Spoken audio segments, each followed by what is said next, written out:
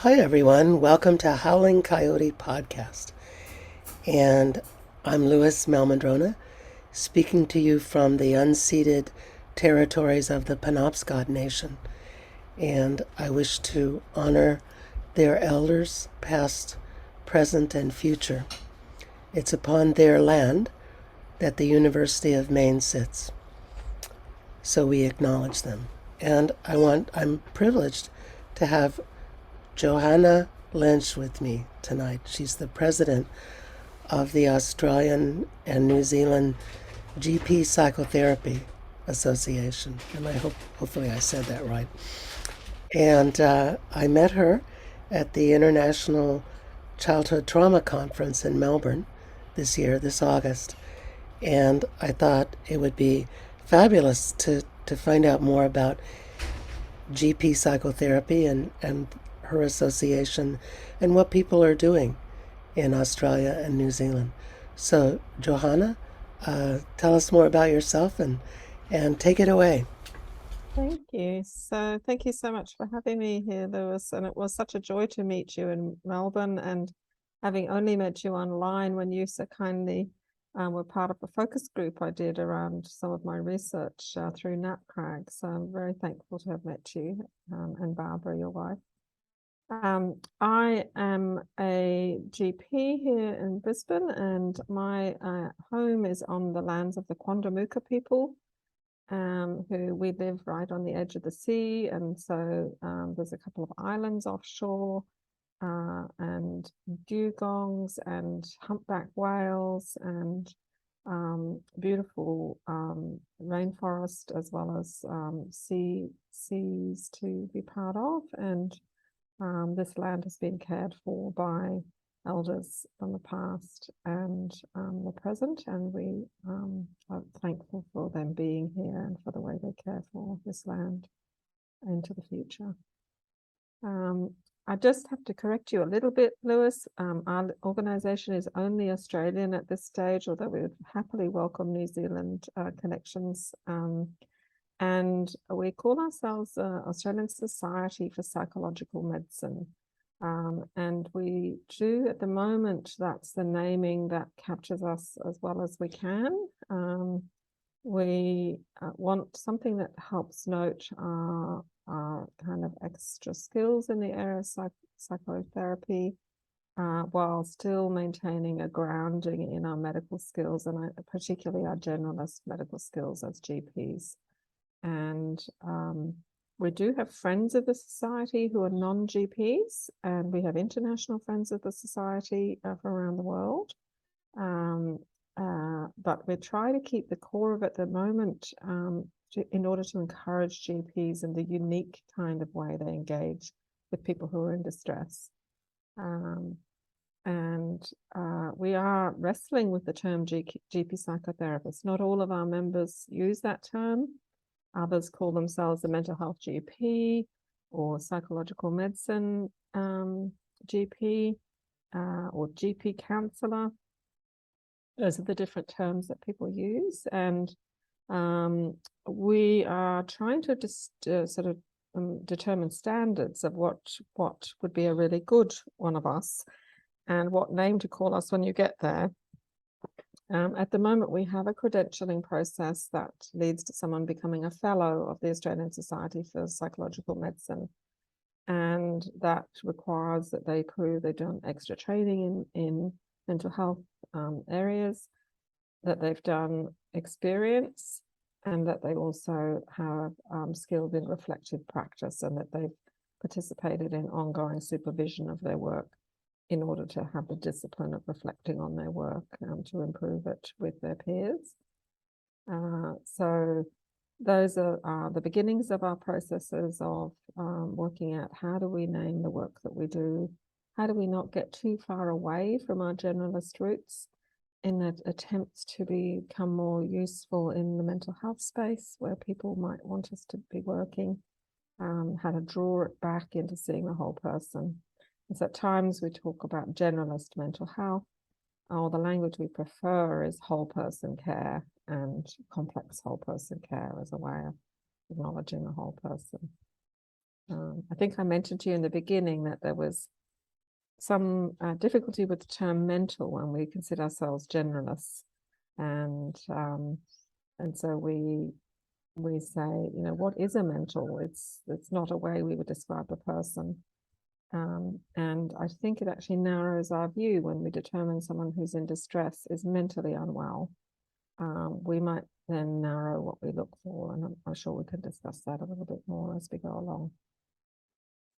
Yeah, you remind me when I did my GP training in the 1970s, it was expected that we would do counseling, and it was expected that we would do family therapy. And it's certainly not the case today in the United States.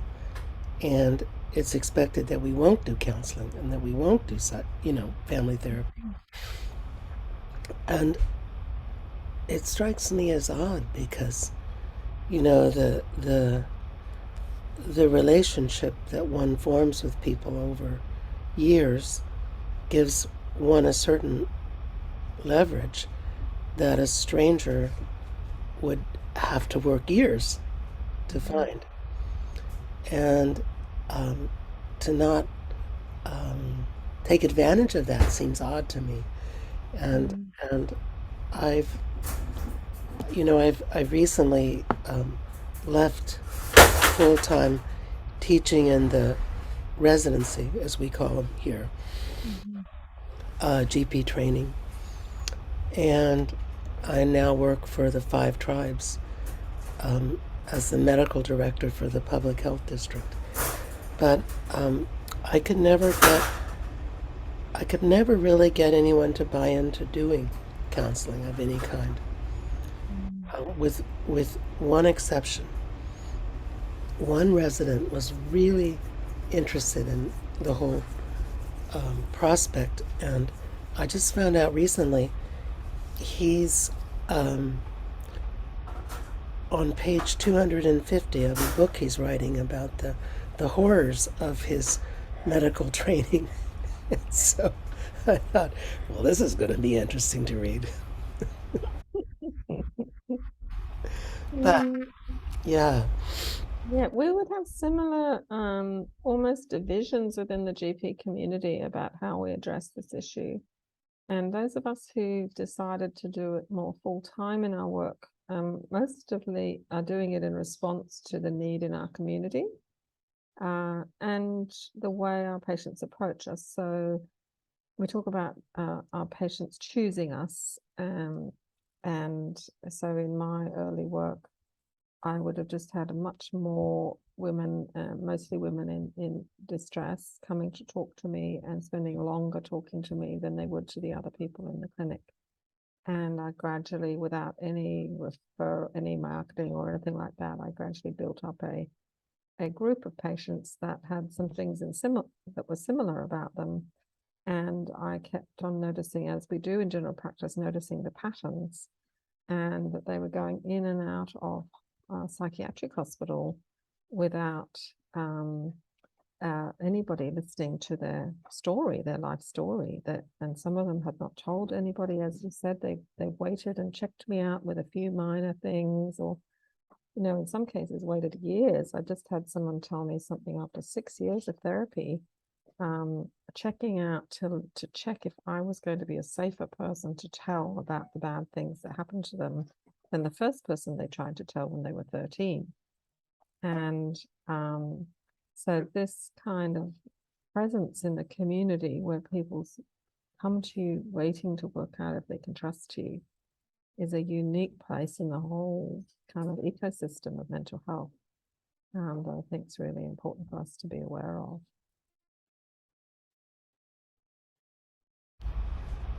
and I think that psychiatry is not very user-friendly in the United States. And I don't know about Australia, but I suspect it's not very friendly either, based on the psychiatrists whom I've met. Oops. And it's very transactional. So you give me a symptom and I give you a drug.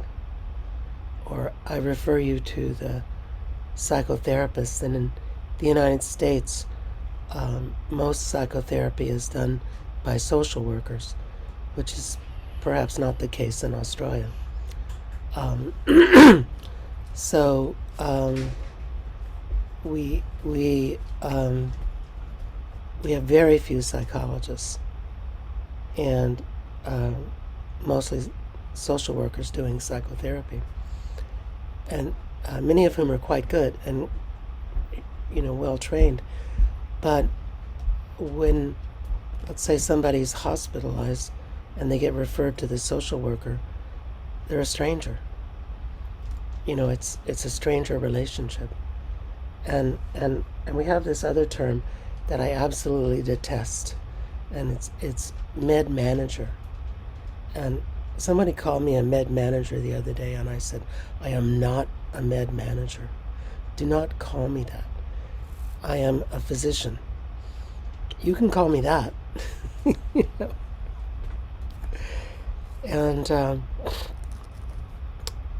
it seems that it's in the general practice world that relationships can really be built and flourish and be nurtured over time. Yes, I would agree. I think the continuity, when we understand about attachment and how actually it's not wise to tell strangers everything about you, especially if you've been damaged by other human beings for being yourself. And especially if other human beings have hurt you when you have told the secrets of the bad things that have happened, which often those who've been, really severely abused are also programmed to fear when they tell the truth or when they tell what's happened. They keep the secrets very diligently for the perpetrator. So I think continuity is the only way that those people will ever receive help, because they very wisely don't trust people they've just met, for reasons of their own history.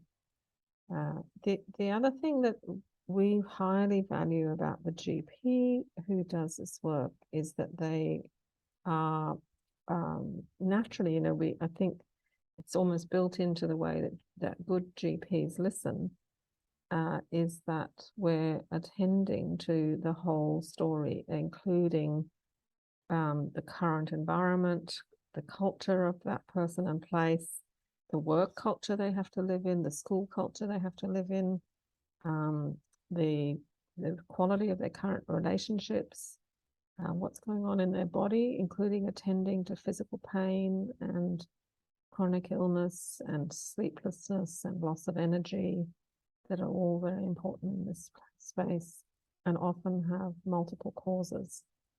And then we're tuned into their inner life, how they feel towards themselves, and even existential distress. There's GPs in Norway who are studying existential unease and how it's linked to multimorbidity. And so this potential place for the generalist in mental health, I think, needs to really be noticed and named and protected, honed, so that people are better at it.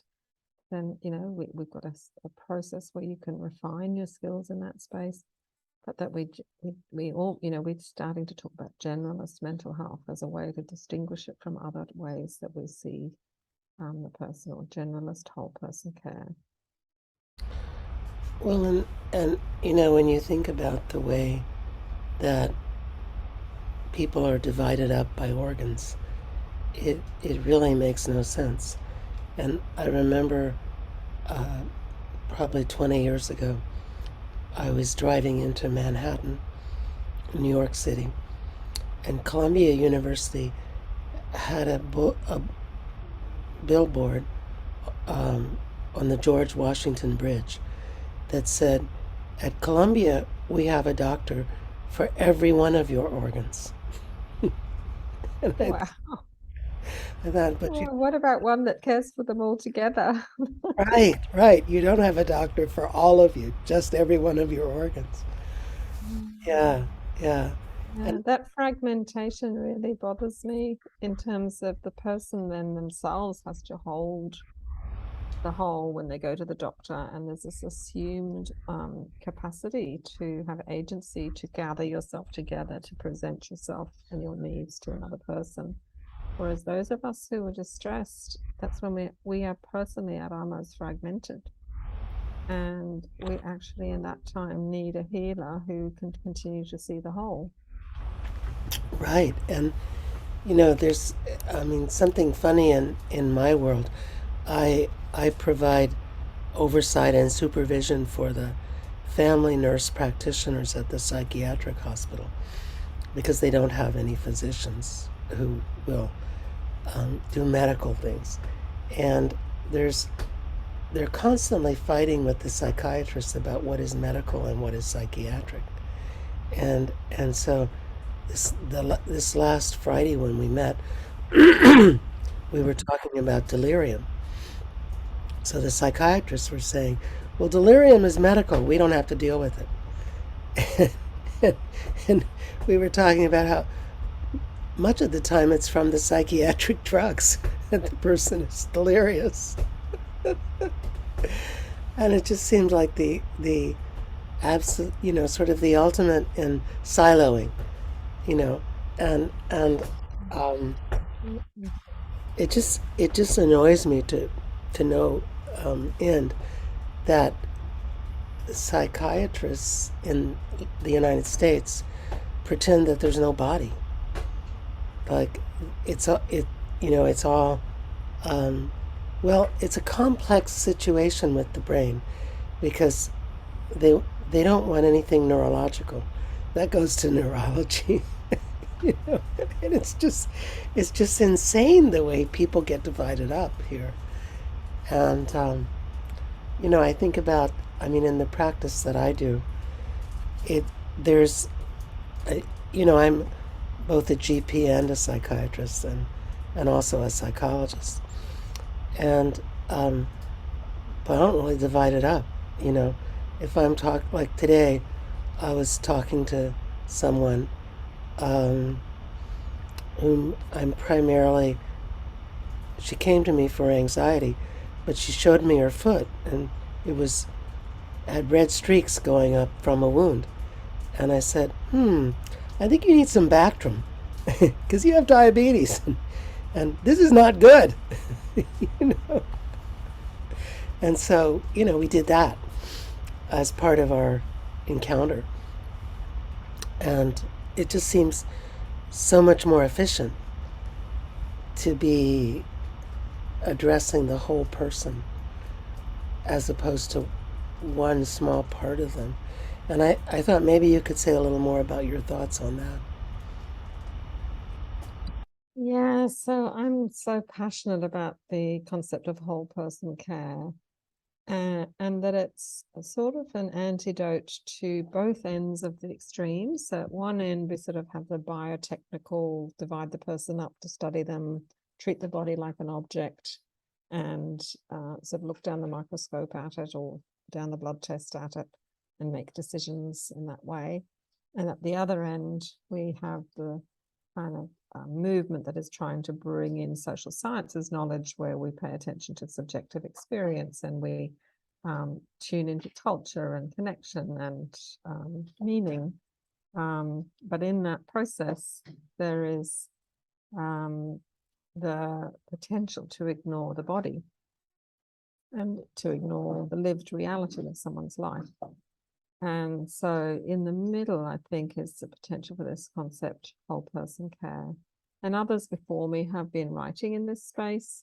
There was a consensus statement on excuse me, is the noise in the background bothering you? Because I could move. No. I don't No? hear the noise in the Okay, good. background. Yeah. So the potential for people to ignore either the social at one end or ignore the body at the other, and ignore amazing advances we have in the care of the body that are also important for care. And I think the generalist sits in this place in the middle that potentially can hold those two kinds of knowledge But it's more than just holding them next to each other, like in a mixed methods study where you've got the qualitative and the quantitative next to each other. It's this very beautiful discerning that happens with an experienced clinician that can bring in the knowledge that somebody's dog died yesterday and that their mood is low and their blood pressure is up, and trying to work out which one's the first important thing to deal with today is very subtle. It's very relational. It's based on experience and expertise. There's an expertise in this skill set of connecting to the whole person and deciding what's most important to be done. And there's some beautiful thinkers that talk about generalism as expertise in whole person care, as bringing together biology and biography as a way of thinking about this task, as with requiring special skills and the place I found the most help to define or describe these skills, which I've written on as the craft of generalism, is the transdisciplinary thinkers. So people who already are trying to wrestle with how do we think across different types of knowledge, because they require a different way of seeing the world. The biological end with the technical decision making, it requires precision, and it requires being able to predict things and being able to repeat them and use them, generalize a small thing to a wider group because you've been so precise. And at the other end, the social science knowledge requires capacity to relate and discuss and dialogue and form knowledge in relationship, in conversation. And that form of knowledge requires a different way of understanding and doesn't so much look for truth as looking for authenticity. And so you can get where clinicians only are good at one type of knowledge management and find it uncomfortable to be in the other type of knowledge management and can disparage each other based on which one's considered the better level of evidence for the way they see the world. And that ends up leading to more and more division between those of us who are trying to help.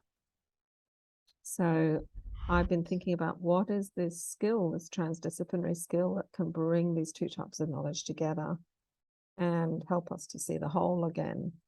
And the writings of it in generalism and the writings about it in transdisciplinary work kind of have four main principles. One is that it's very broad in its scope, that we intentionally look really wide, and we don't scrimp on that, and we don't bypass it by using diagnosis. Sometimes we would say someone's depressed as a diagnosis, and we've completely bypassed seeing the whole by using that word, and we potentially have blinded ourselves to seeing what's really going on by using that word.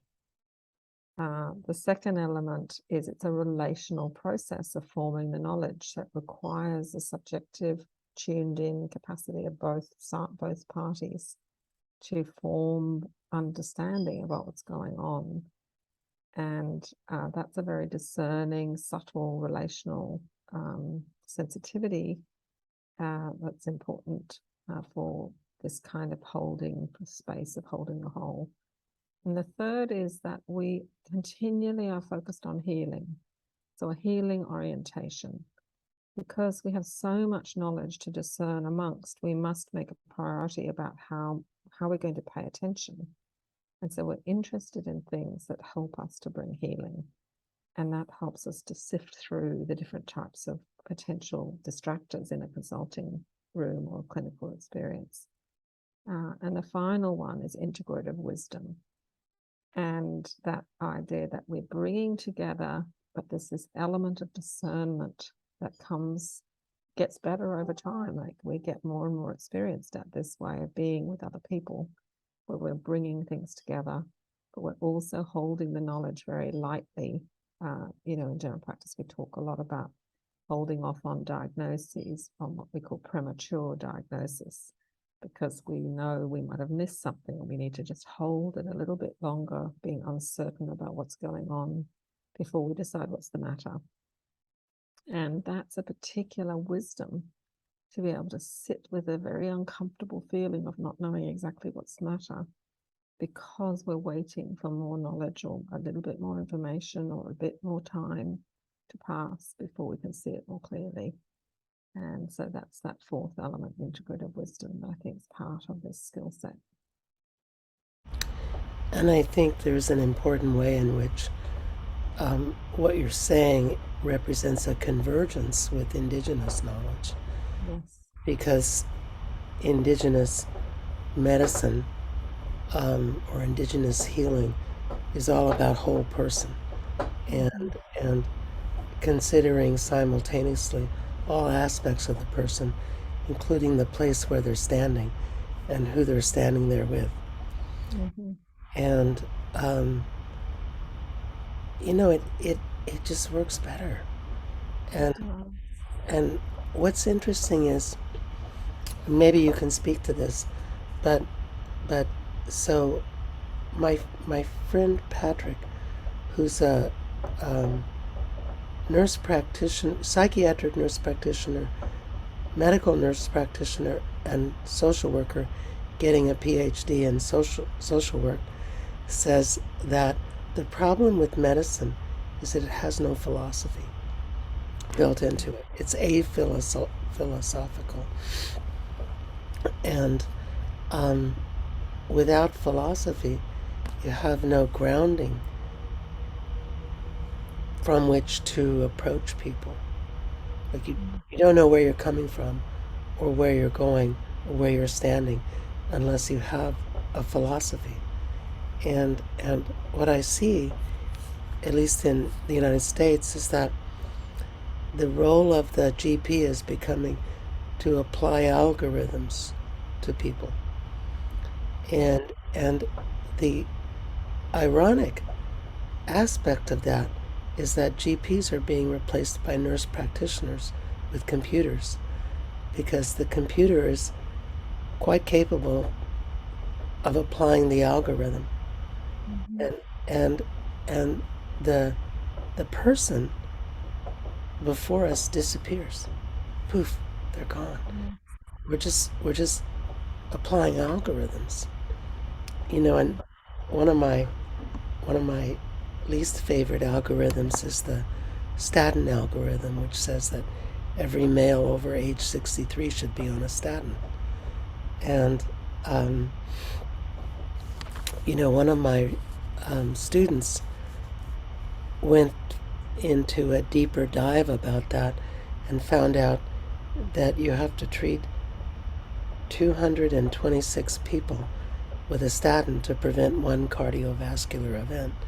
And of those 226 people, you'll give 12 diabetes from the statin, and 40 will stop exercising from the statin because of the muscle problems. And so, what are you really doing? And a colleague of mine noted that the introduction and the widespread use of statins has not changed all-cause mortality one iota. And so, you know, so we had this discussion once upon a time in a meeting about, so why are we doing this? You know, what are we just salesmen? Because statins are the second most profitable drug in the world. So what's our purpose here? And I remember that the other GP faculty got enraged at me for questioning statins because they're sacred. Statins are sacred. Yeah, that's the risk when you don't have a philosophy, that other things become worshipped. Indeed. And what are your thoughts about philosophy for general practice and for psychological medicine? Oh, well, first of all, I want to agree with you that I think First Nations peoples have protected this knowledge about how we see the person since the Greek philosophy, and then, you know, we often talk about Descartes in this space, dividing the body and the mind up to think about and to discuss and to study. Nobody's put them back together again. And in my book on this subject, I use the analogy of Humpty Dumpty. I don't know if you know of Humpty Dumpty, that he fell off a wall and all was all in lots of pieces, and the king's horses couldn't, and the king's men couldn't put him back together again. And so that, I think that's what's happened to medicine, is that there's all these experts in the pieces, but there's nobody really with the shared language. We now got dialects across the disciplines with jargon, where we can even be talking about the same thing but using different words and not aware that somebody from another discipline is trying to get the same result using a different word to describe what they're doing. And language can become a divider amongst the parts as well. So I think that piece where we say for the First Nations understanding, that I'm still very much learning here in Australia, but which I deeply want to honor, and which has been put into medical language, social and emotional well-being being a way of seeing the whole. And that focus on well-being, I think, can help us. And the idea that you don't have a mental that's separated from your relationships, that it's social and emotional. And if we think of emotion as embodied, then that helps us remember the body in that framework as well. And when I did my research on asking people what causes threat, Indigenous stakeholders talked about connection to country, or being in the wrong place, on the wrong land, in land that they shouldn't be on. And they also, reminded us around that connection to relationships. But we also had farming communities talking about connection to land and being very aware of the weather and of drought and of land they have farmed for many, many generations. So this reminder that our place is very important to our well-being is now becoming a little bit more understood in some areas. But I'm just thankful for First Nations people for continuing to teach their children this culture, so that we now have people to turn to when we realize we've fragmented the body so much we cannot remember how to see it whole. And then if I think about philosophy, part of the reason I think the biopsychosocial model has not had uptake the way we assent to it, we in theory naturally would say, of course, a person is biological, social, and psychological in their makeup. Why wouldn't we, when we see someone for a diagnosis, consider all of those areas of them? But if we only use that kind of reductionist way of seeing, where we're looking for truth, then we'll just look for the events, we'll look for the objects in someone's life. And I'll give a good example when we teach medical students. Please, can you do a history on this person?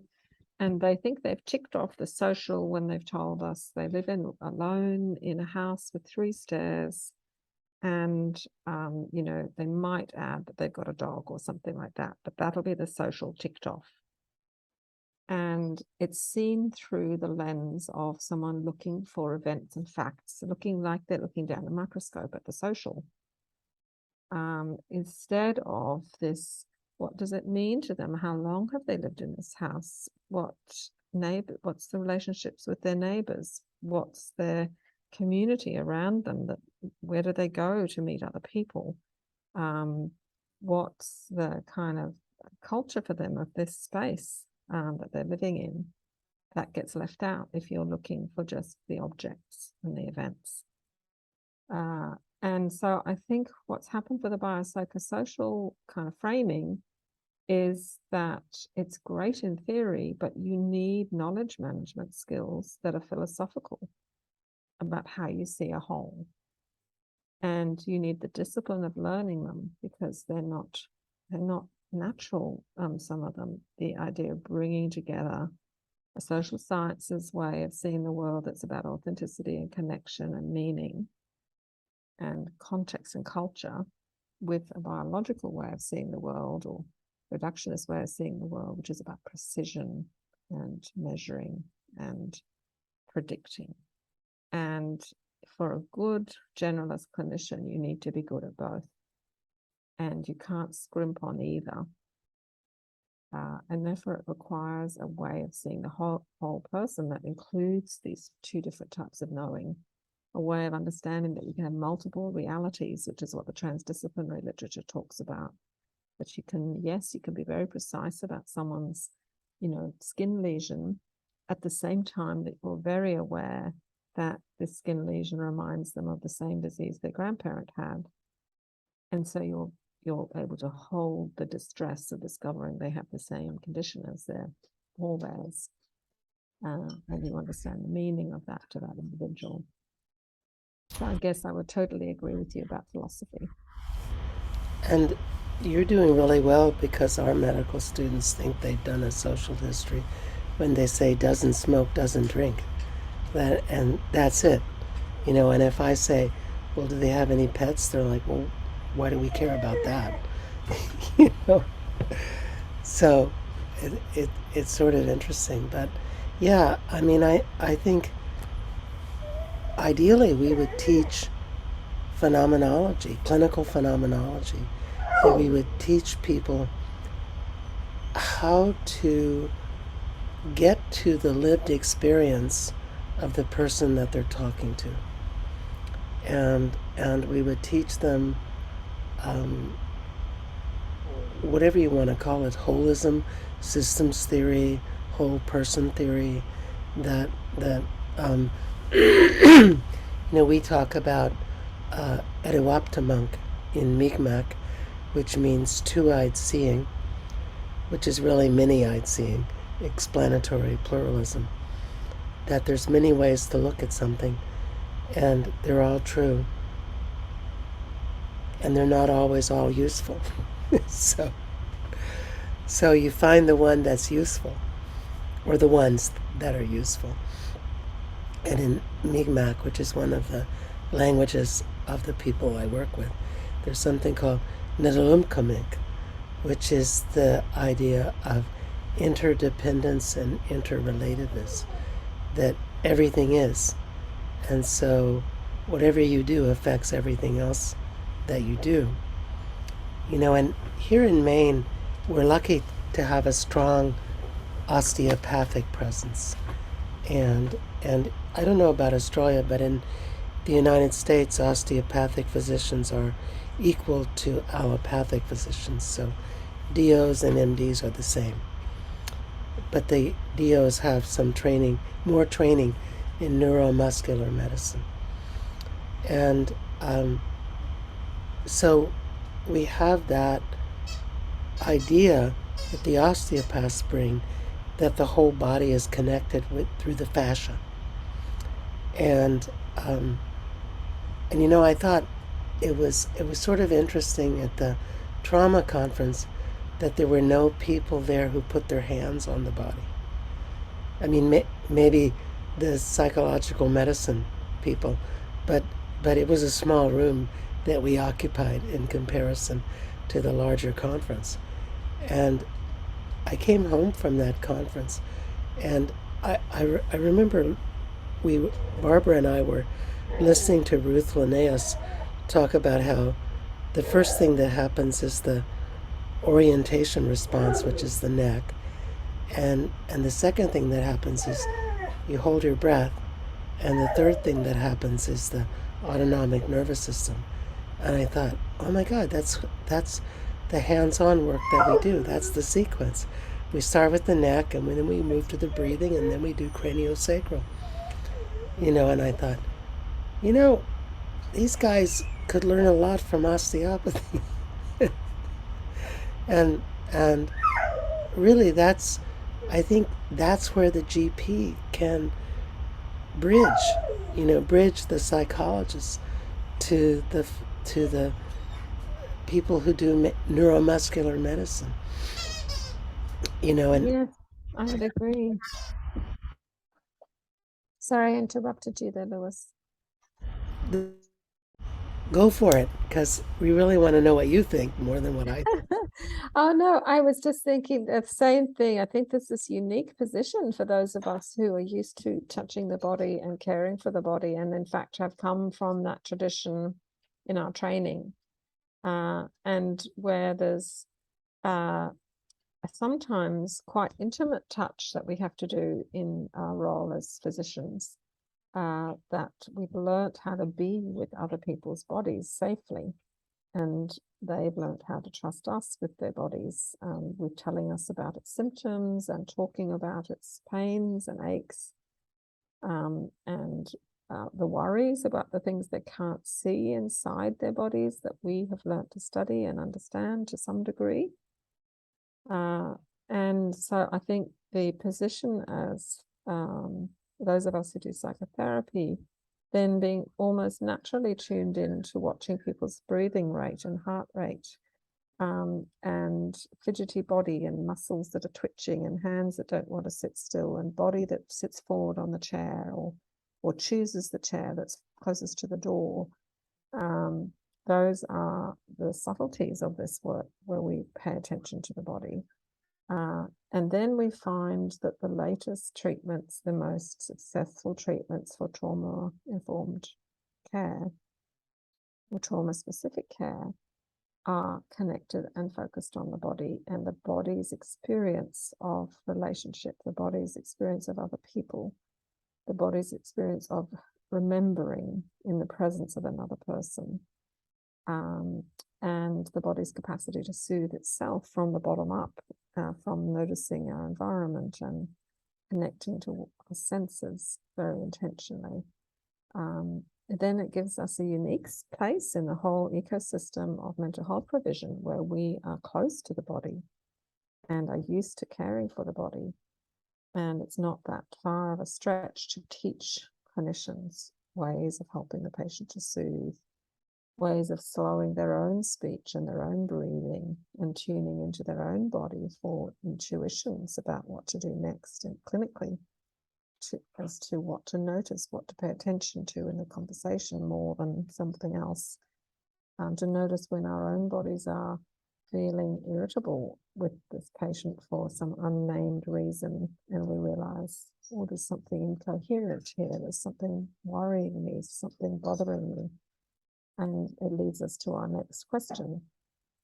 So this kind of presence of two bodies in the consulting room, trying to look after each other, I think is something we do practice every day in normal general practice, but we can refine it with this piece, noticing subjective experience expressed through the body and historical memorial experiences expressed through the body.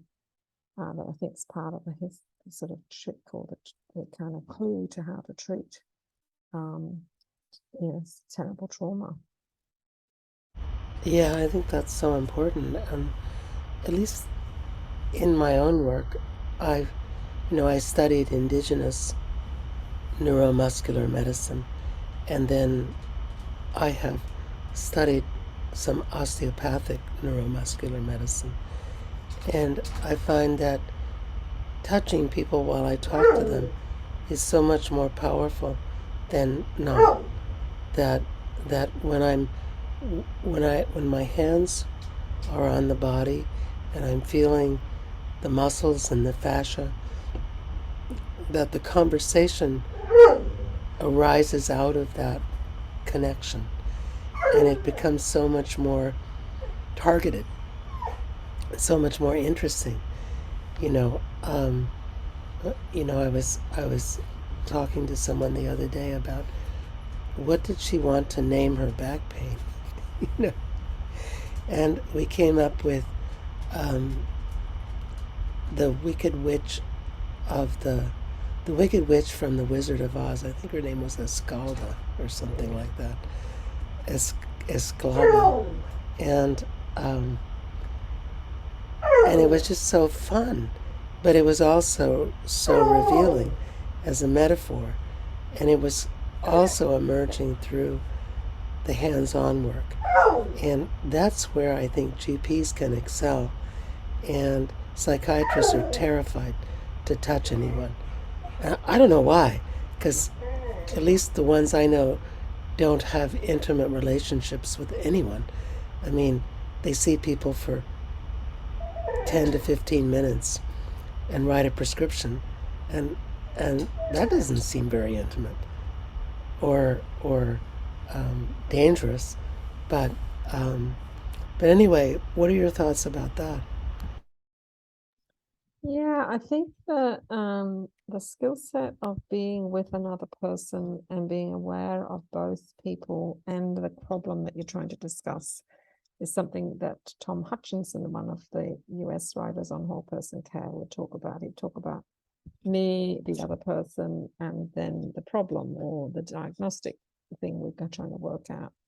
And that through our medical careers, I think we have different focuses. At the very beginning, all we can think about is what the diagnostic problem is. And we're panicking, trying to remember lists that we would memorize for exams in order to try and make sure we haven't missed something diagnostically. And often we forget ourselves. We forget to go for a lunch break or go to the toilet. And we often forget the other person as a person. And then there's different stages of the career when we're exhausted. We often can only see ourselves and we lose sight of the other two and don't do them as well. And sometimes we get so focused on the other person when we're in a clinical consultation that their version of the world becomes the thing that we focus on. And they might come in with a particular thing they're worried about. And before we know it, the whole consultation has been taken up looking at the thing they're worried about. And we've forgotten to look wide to the whole and to see the problem from a different angle and to see it from our own point of view, because we've so absorbed their dominant crisis like focus or anxious focus on something. So the skill of stepping back and seeing all three parts and noticing the bodies of both and the inner experiences of both people and the diagnostic dilemma, looking at it together, that requires a honing. It requires reflective practice to be able to do that. You know, where I've noticed that that's most obviously, glaringly obvious, is older patients who are slowly dying. And, you know, I was just, we had a 3-day weekend, Friday or Saturday, Sunday, Monday here in the United States. And so I was the attending for the resident adult medicine inpatient teaching service. And we had 2 older patients who were slowly dying. And what was remarkable to me was the residents were all focused on figuring out, you know, what was, like, one of them had made a step down in function. What happened? Did they have a stroke? Did they have a heart attack? Did they have pulmonary embolism? What happened? And I'm like, they're dying. You know, this is how it works. And they're like, but we have to know what happened. And so they ordered, you know, as we do in the United States, they got an MRI scan of everything, you know, brain, lungs, abdomen, pelvis, everything, you know, to find out what had happened. And of course, they didn't find anything because dying is more subtle than that, for the most part, and so is frailty. It's hard to find it, you know, on your objective measurement scales, and yet it's a geriatric syndrome. And I tried to explain to them, white matter lesions, you know, and that there's this gradual progression toward dementia as you shut down more and more of your white matter, and you get these stepwise reductions in function, and you won't find it on MRI because we don't. Well, there's fancy ways to measure it, but they only exist at Harvard, and that's 4 hours away. And so I'm like, you're not going to find anything. I mean, this is how it happens. This is what happens. You know, this is what we're dealing with. And really, we should just be trying to talk to their loved ones and convince them to let the person go, Mm-hmm. rather than torture. Yeah, I think that's a classic, that's a beautiful description of First of all, like the pattern recognition of frailty, I think it's one of the few spaces where the generalist view is becoming part of mainstream thinking in terms of physician, thinking and geriatric thinking. This generalist noticing that somebody's frail and that there's multiple parts to why they're frail, and that building this complexity of why they're frail can be addressed in multiple different ways. So I think that's a lovely story from that point of view. But I think the other element is in dying, we're coming right up against these things around meaning and culture and relationship, life story, that if you only see the body through a lens of what it's doing, like it's an object, and you're watching someone dying like they're an object, you then lose all the relational things that need to go on around a death, and lose the prioritizing of that in that process. There's a lovely hand therapist, Kielhofner, who says that often clinicians remember that the body is alive but forget that it's lived.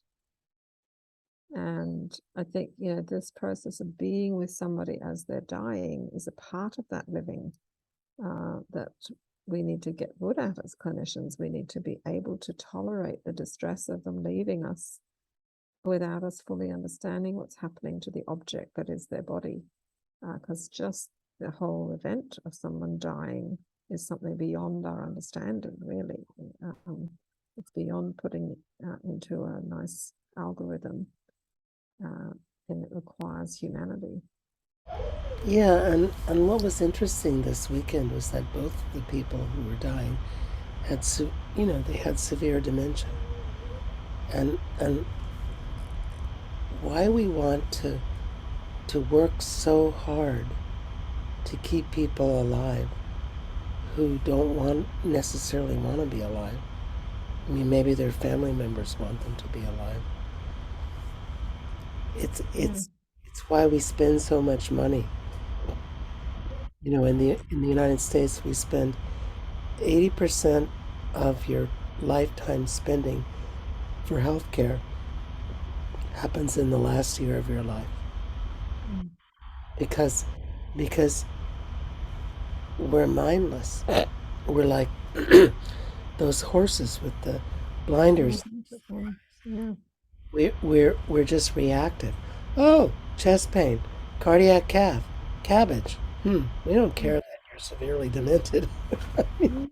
and and ma- Yeah, so and look, I think that's another place where wisdom is needed, yeah, is in the whether we use our medical knowledge or not.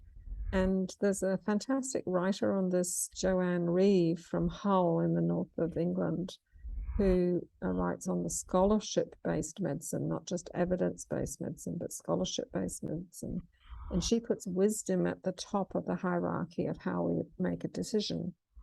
Um, and the loss of wisdom means that we just see things in fragments, and we just do what this machine, we think of the body like a machine, and we just need to add a bit of oil here or give it a service there. And we don't understand the wisdom of holding a person within their community as they pass away. And that skill is needs to be taught, in a kind of apprenticeship way, because it's quite lonely work being with somebody and a family when one of their loved ones dying. And we need the support of our elders in the profession to know how to do it well, how to not offer futile medical help, and how to not interfere in a natural process when it's the time, and how to know when it is and when it isn't the time is a very subtle skill that requires experience and collaboration with our peers, and a deep philosophy of why we offer care and how we offer care. yes. We're coming to the end of the podcast, and I wondered if you would like to tell people about your book and hold up a Yeah. copy and show us what you've written. Yes. Oh, I'm so sorry I haven't got a copy to show you right here, but it's just come out in paperback, so it's a little bit more affordable. It was originally designed for libraries around the world, and it's published by Routledge, and it's called A Whole Person Approach to Wellbeing, Building Sense of Safety. And in that, I do talk about the philosophy of whole person care, and I talk about this language, sense of safety, as a possible help to those of us who want to care for the whole person, because we feel sense of safety in our spirit, we feel it in our way we see ourselves, we feel it in our bodies, we feel it in how we manage our emotions and our relationships, and we feel it in where we are and who we're with in our community. And so this phrase might help us with the problem of all the dialects that have divided the body up into fragments, and help us again to return to what really matters for this person and have a shared goal across disciplines about what the purpose of care is. So I hope it gives us a little bit of a sense of the way forward. One of my PhD supervisors calls sense of safety the moral purpose of general practice. And those, when we're doing ongoing research in this space, we've been doing it with physiotherapists and occupational therapists and teachers and clinicians from around the world, including you in one of the focus groups, Lewis. In that work, people are describing sense of safety as something that they offer, something that they are towards another person in healing. So I'm hopeful it will encourage others.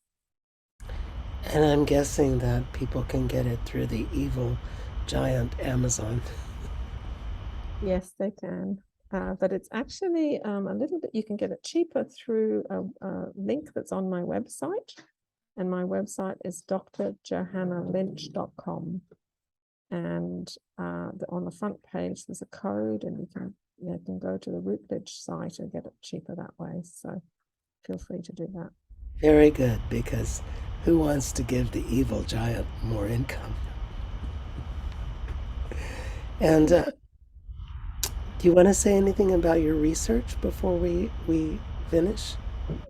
Yes, so I'm having the joy and the trial of trying to do generalist research. Generalist research is not easily funded, and it is in the in-between spaces. It's got no mainstream champions, generalism, and that is part of the joy of it. It gives you the freedom to see things differently, but it also is an ache in terms of how to get this known, the knowledge that we're forming, and how to get it funded when we're researching it.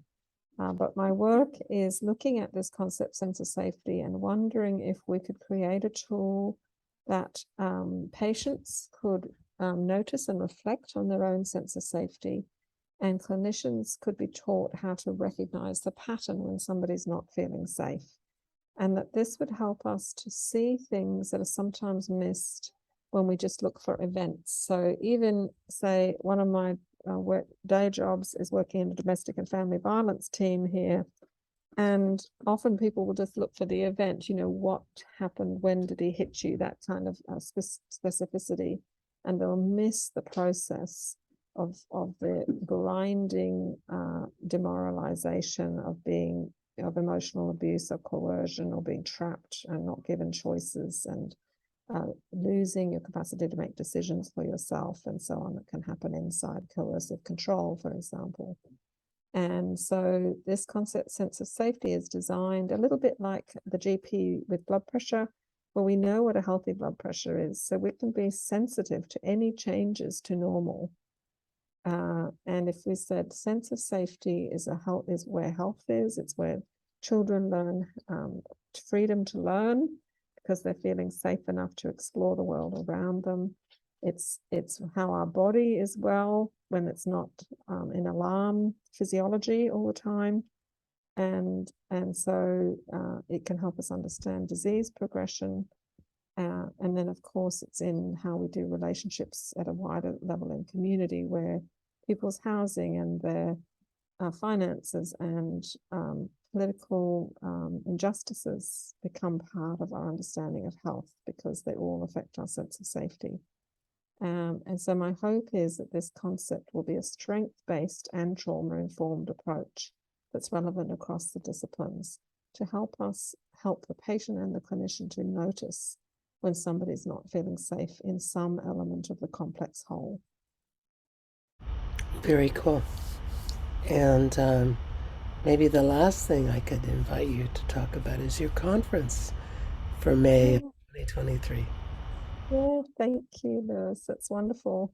And thank you so much for your willingness to be a part of that conference. We are hosting a conference for general practitioners, and we intentionally doing that because there's a lot of demoralization in the Australian general practice workforce. And I think around the world after COVID, the exhaustion and the way that our work was on the front line without necessarily the best supports has really affected our general practice community. So this conference is for general practitioners who have an interest in learning mental health skills, and they're being taught by GPs. So we see GPs or family physicians have a skill set in this space that doesn't need to learn from other has to hold true to its own way of seeing the person, and that therefore our teachers need to have that philosophy of the whole behind how they teach in this space.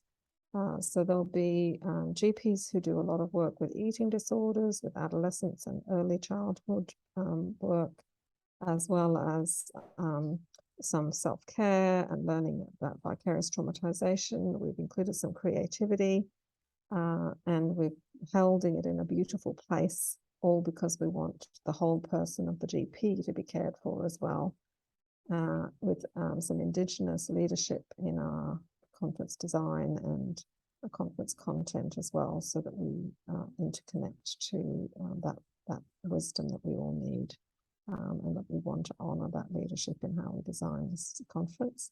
And it's entitled Weaving Together Life, Body, Mind, the Extraordinary Practice of Journalism. And it's the first weekend in May, if I remember correctly. That's correct. That's correct. Which is colder there than it is here. But Hamilton Island is sort of semi-tropical, I think. That's right. So it's a good time of year to go there, where there's not the big summer storms. And we have stingers as well that are part of Northern Australians' summers, but not at that time of year. So swimming is more possible, and it's a beautiful part of the world. If people want to look it up, the Whitsunday Islands is where Hamilton Island is, off the coast of Queensland. And so May would be a lot like our October, I think. Yes, except I don't think that our winters are anywhere near what the winters in Maine are like. Well, it usually doesn't get below -30. We never get anywhere near even 10 degrees Celsius here. So Well, used to, before global warming, we got below -40. Remember, January of '93, it was below -40 every day for a month. Global warming has changed that. So it hardly ever gets to -30 now. So, well, it's been really lovely to meet with you again. Yes, indeed. And I look forward to coming to the conference in May and to further discussions. And I want to invite people to check out the Australia. Let me get it right this time, and not confuse the Canadian group with the Australian group. It's the Australian Society for Psychological Medicine, That's right. and there's a website, everyone, and you can go there, Google them, and join them as international members. Yes, that would be fantastic. We would really welcome you, because I think there's this wisdom in amongst our generalist community that we need to protect and encourage and connect to one another. and build our voice. So in ASPM, which by the way is aspm.org.au, we talk about educating one another to hone our skills, connecting to support one another, and advocating for the generalist view of the whole person. And I think right at the very beginning, Lewis, I said, what's a mental? There's no such thing as a mental. There's a person in front of us who's in distress. And so this concept that we care for distress, and we need to make sure that our governments, in how they spend our health dollar, don't ignore the distressed person for the sake of the industries of the various fragments of caring for the person that are currently lobbying for their voice. Indeed. Well, thank you very much, and have a good night or morning, everyone. Morning, yeah. Yes, thank you so much, and all the best to your listeners.